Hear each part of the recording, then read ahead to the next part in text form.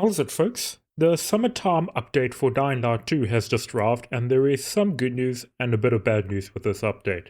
Start with the good news first. The Payday 2 crossover event begins today, where you'll have to kill quite a few virals with the Payday 2 masks over their heads and loot them to get red diamonds to complete the event goals. So the participation goal for the Payday 2 event is collecting one red diamond and should reward you with a Night Runner safety pack. The warm-up goal is collect 40 red diamonds and you should get the Dallas mask. The personal goal is to collect 150 red diamonds and you get the money bundle weapon. And the global goal is to collect 11 million red diamonds to get 25 pilgrim tokens. Okay. Probably not going to spend too much time on this, to be honest. Another scavenger hunt type of event. Not really a fan of them.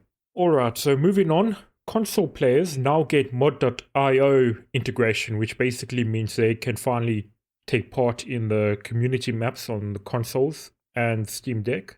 Just be careful because not all community maps are compatible with the console experience at launch, but they plan to roll that out in stages. And then they also introduced the new knife animations that they showed off in a trailer previously but didn't include in that update. And they're also going to plan to introduce more weapons or more knife weapons into the game in upcoming updates. Having said all that though, they've introduced Dying Light points and it is as bad as I was expecting. You get the free 500 points if you claim it before October the 7th. Otherwise, these bundles, they're blatantly designed so that you pay more money to buy more Dying Light points than you need to buy the actual bundles. So you actually end up spending more money than you would if you just bought an individual cosmetic pack or whatever. At least for me, the bundles are still cheaper on Steam if I buy them individually compared to if I'm using Dying Light points to pay for them, I guess.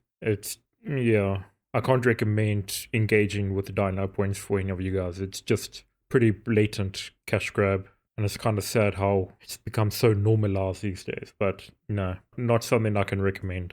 And then there were a couple of other changes made to the actual game itself. They've made it so volatiles no longer spawn in front of you. They should spawn out of sight. And they've also reduced the tankiness of volatiles, which makes fighting them easier.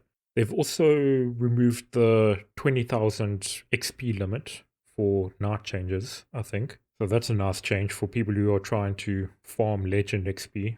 And a couple of other changes highlights are to do with the brutality level. So after the gut feeling update, they've obviously increased the level of gore. And now there is an option where you can change between full, limited, or minimum brutality settings in the preferences. And it's important to be aware that the brutality switch is not accessible in Germany and Japan due to restrictions on gore. That should make streaming easier for whoever wants to stream Dying Light 2. They've also made a couple of changes to the prologue.